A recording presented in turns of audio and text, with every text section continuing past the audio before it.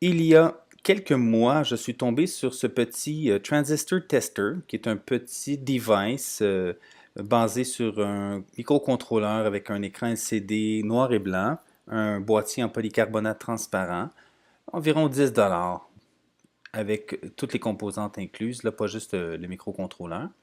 Et j'ai trouvé ça vraiment intéressant. J'ai vu des reviews de certaines personnes et puis ça semble bien fonctionner. Étant donné que je dessoude souvent des vieux boards pour récupérer des composantes électroniques, je trouve que l'achat de ce petit device va me simplifier la vie. J'ai donc décidé de l'acheter et je vous montre aujourd'hui son montage et des tests.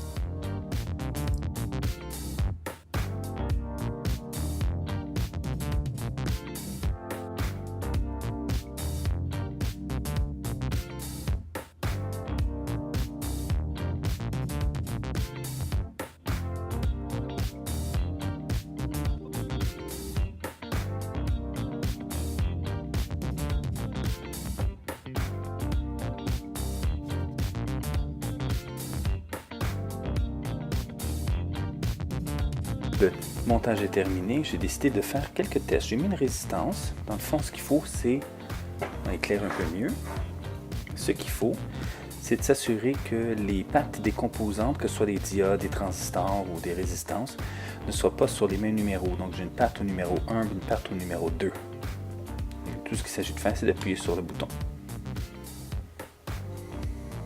Et voilà, 5.6K. On va essayer un transistor. Donc encore une fois, le mettre sur chaque patte sur une petite plaquette différente. On tient ça solide.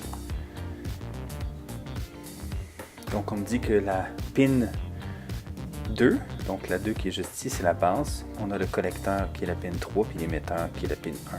Si je l'inverse, donc la base va être encore le 2, mais le collecteur va être la pin 1. On l'inverse.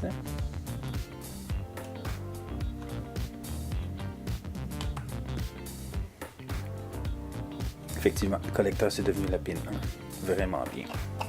On va essayer un autre transistor. Ça, c'est des transistors que je dessoude de différentes composantes, des vieilles composantes.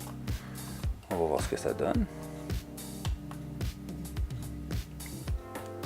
Hey, c'est un NPN.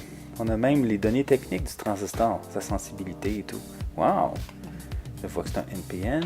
Est-ce que j'ai un PNP? Un autre vieux transistor.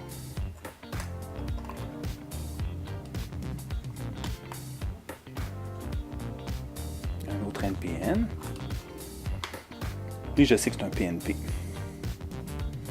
Celui-là, on va mettre deux pattes sur la rangée du bas puis une patte sur la rangée du haut. Parce que les pattes sont assez espacées. On va voir si ça fonctionne.